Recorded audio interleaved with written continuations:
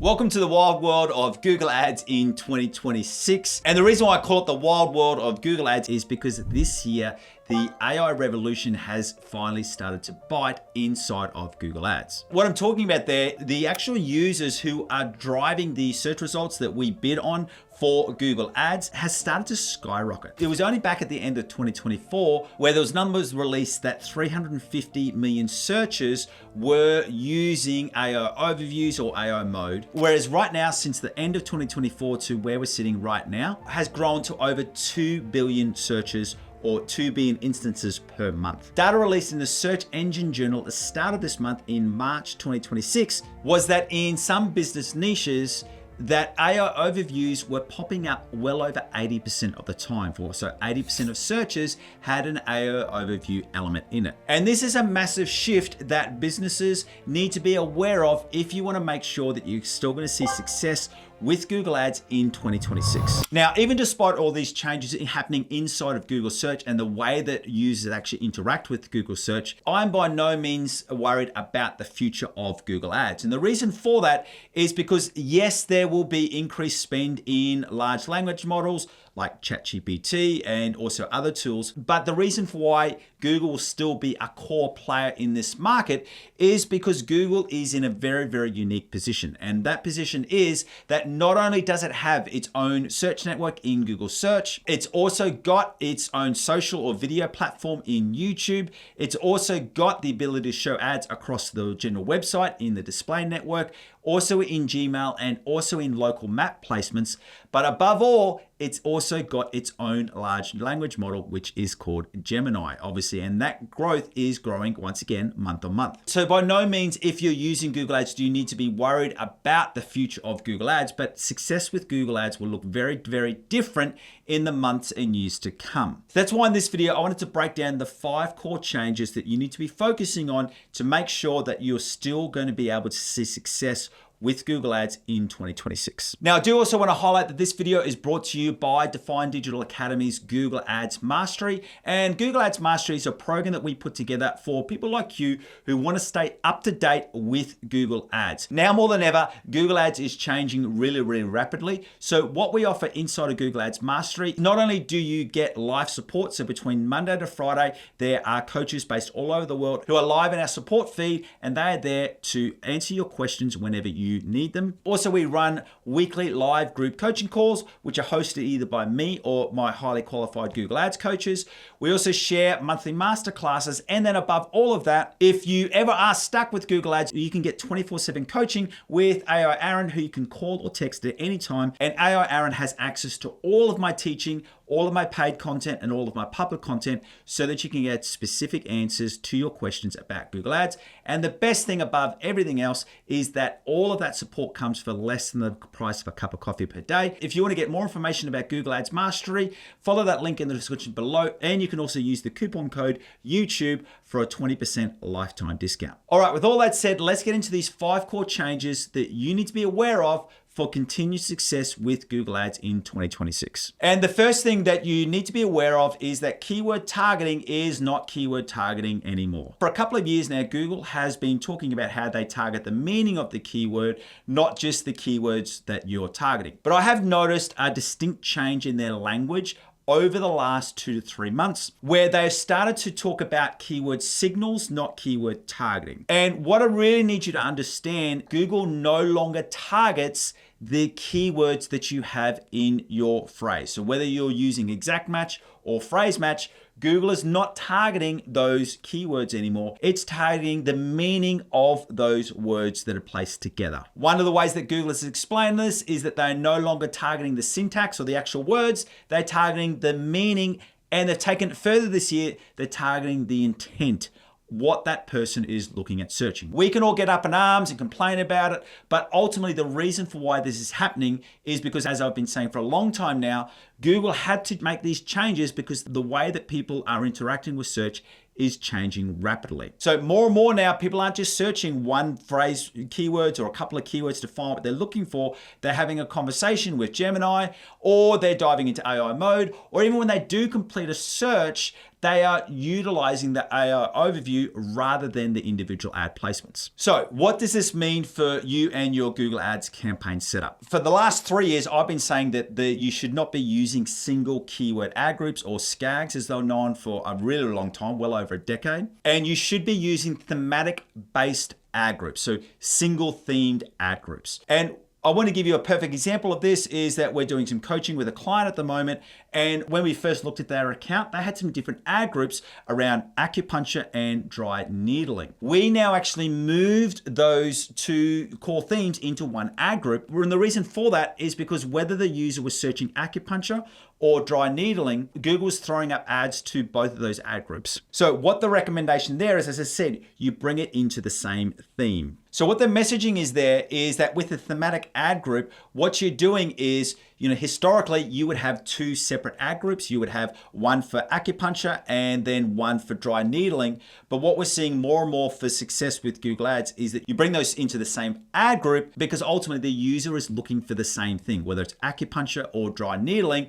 It's the same intent and the same meaning that Google is looking for. The one thing to also think about there is you do want to make sure that your landing page and your ad copy is relevant for someone if they will search either acupuncture or dry needling. But that isn't a perfect example of how historically you would have two ad groups, but now you would only have one ad group. So the first thing is you need to remember that keyword targeting is no longer keyword targeting, and it's more about targeting the meaning or the intent of search themes, and you want to group those search themes together. And you're grouping those search themes together even if they are actually different words, like as said in the example, dry needling and acupuncture you would put together. Now, the second thing you need to also think about, and that's changing inside of Google Ads, and this is more actually what's changing inside of Google Search, is that AI overviews and AI mode are actually changing ad placements and the way and how many ads are actually shown inside of results. So for so long, historically inside of Google Ads, when someone would complete a search inside of Google Search, they would see 4 ad placements at the top, and then there would be all the organic listings, and then there'd be those 6 placements down at the bottom, whereas that is now actually moving away. And very, very rarely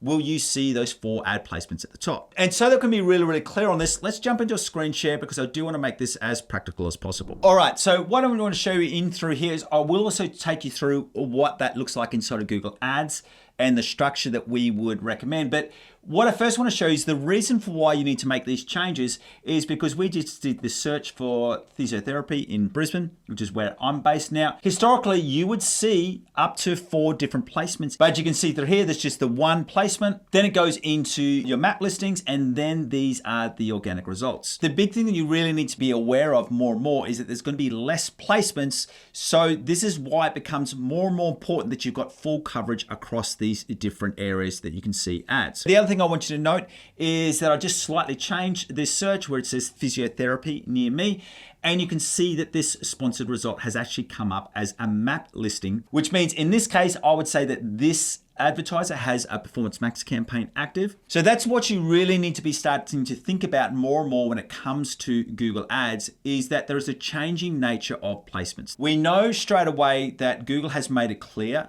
in order for your ads to appear in AI overviews or in AI mode, you need one of 3 things to be true. You need to either have AI Max active in your account. At the moment, I've been pretty vocal that while I do believe that that has a lot of potential right now at the start of 2026, I'm not recommending this for wide usage. Or you could be using Performance Max if you're especially a local based business. That's not going to be the first go-to move. Or you need to be using Broad Match. And that's why we're recommending that Broad Match becomes that first step to make sure that your ads are appearing inside of any AI overview ads or placements. So what I want to do is I want to show you, how we said before about the acupuncture and the dry needling. This is how we would set that up inside of an actual individual ad group. So just want to show you in through here. There's only one ad group running, and you can see we've got 2 longer tail broad match keywords, and then we've built out some different exact match keywords. Now I have gone through and hidden the exact match keywords, but they're all different variations of these 2 core broad match keywords. But what I do want to show you in through here, a lot of people get scared that if they do this, they're going to see poor results. We've built this out with this business, and they're seeing really, really good results using broad match. Now, what I do want to stress with your broad match keywords, we like to use at least 3 words. Generally, we don't like the near me, but we couldn't find any other variations there that would work for this business, and these ones have worked for them. But the other reason why we want to pair broad match with exact match in the same ad group is it's important to note that one of the core signals or one of the core targeting signals that Google uses for broad match keywords is the other keywords that are targeted inside of the same ad group. That's another way that you can make sure that you're not adding any wasted spend. You also want to add in some negative keywords in there, and that's how you can still see good results with broad match keywords, even for local service businesses. So now that we've gone through those first 2 core changes, the third one is that you need to understand your conversion data is now not only the king, but it's also the queen of your targeting inside of Google Ads. This is not to say that keyword targeting is not important and that your audience targeting and all of those different levers that you've got to target inside of Google Ads is now no longer important, but your conversion data is fast becoming the most important part of data that you can feed back into Google Ads. And the reason for why that's so important is because remember what we spoke about, how Google is now targeting the meaning of search terms, and also as well as we know that there's a lot more usage of maximized bidding and conversion-based bidding. So not only inside of your account, but obviously competitors are focusing on more and more smart bidding through maximized conversions, maximized conversion value, and also performance max campaigns. For success with Google Ads, you need to make sure that you've got the right conversion data happening inside of Google Ads so that you can confidently switch over to smart bidding. For e-commerce, this is quite easy because you can just attach the revenue data that's coming in. But for lead generation, especially if you're just starting out in lead generation, this can be a little bit harder. Now, once you get to a level of spend, you can integrate your CRM so that you've got that conversion data flooding back in.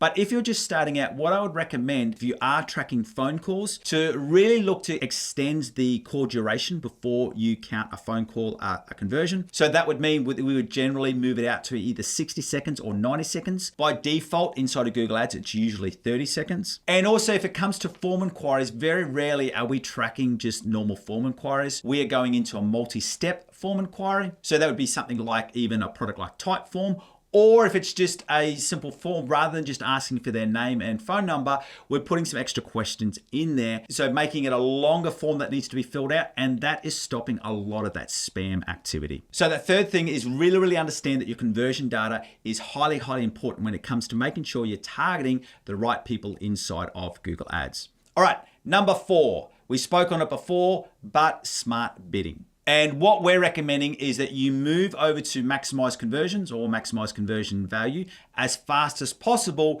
but then you're very slow to add in a target ROAS or a target CPA. Now, let me explain. The reason for why you want to move over to maximize conversions or maximize conversion value as fast as possible is so that you really utilize Google's automatic learning. Once it knows who are your target conversions and who's converting, you're allowing Google's bidding to bid more for those people. Now, there are some frameworks that we do use inside of Define Digital Academy, and this comes from not only our own data and testing, but also Google's own documentation. And what we are still recommending at the moment as guidelines, that before you move over to smart bidding, you want to be seeing at least 30 conversions in a 30-day period. We do get this question a lot. What happens if you're not at that benchmark and you just can't get 30 conversions over 30 days? We have seen some instances where after 2 to 3 months of people getting 15 to 20 conversions, we will sometimes switch over to maximize conversions, and we still see that it does pick it up. Now, the reason for why that can happen is because when it comes to conversion data inside of Google Ads, it does reach back 90 days,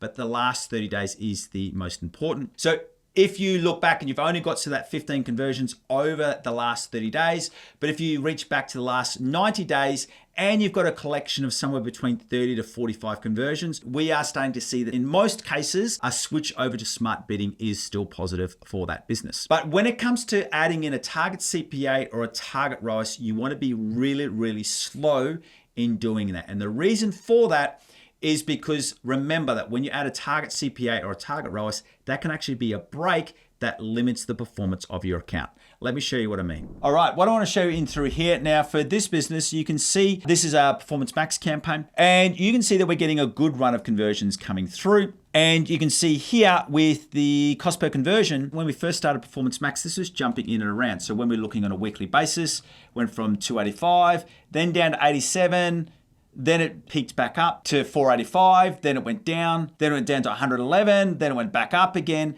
And we resisted adding in a target CPA until we saw this steady flow. This is what we call stability inside of your Google Ads campaign for smart bidding. And what you want to be seeing is you want to be seeing a good 4 weeks where two things don't change. One, your cost per conversion stays about the same. So you can see here 140, 166, 135. It did jump up, but obviously that was early January. And also the conversions stayed pretty stable. So you can see in this section here, everything was just jumping around far too much. And when you see, your conversions going up and down, and your cost per conversion going up and down week on week, it's too early to add in a target CPA goal. So what you would do through here is you can see through this period of 4 weeks, we saw a good level of stability, ranging from 140. We'll take out that last week because that was obviously early January, from 140 through to 165. So in that situation, that's when we'd look to add in a target CPA of somewhere around about that 170, 175. Once again, because we saw a good leveling out of conversions and also the cost per conversion. Now that brings us to the fifth core change, and it's actually not really a change. And the reason why I wanted to include this is that it's really, really easy to assume that because of all of these changes inside of Google Ads, that the core starting point for Google Ads is no longer search or search and shopping if you're an e-commerce brand. But it actually is the opposite. That regardless of all of these changes to how people are starting to see ad placements and interact with Google search, and even with all of the AI features and AI learning, we are still seeing the best success to start out with Google Ads is starting with those search and or a combination of search and shopping. And the reason for that is it all comes down to initial learning and building up that conversion data, which we just spoke about. Now, because this is such a large topic, what I do want to do is put you over some extra resources and some extra videos that you can learn more about this right now. And if you're an e-commerce brand and you want my complete blueprint on how to start, I want you to go through it and watch this video right here. Or if you're a lead generation business and you want to know the best way to get started with Google Ads, go through and watch this video right here. Hey, thanks for joining me, and I look forward to seeing you in one of these two videos real soon. See ya.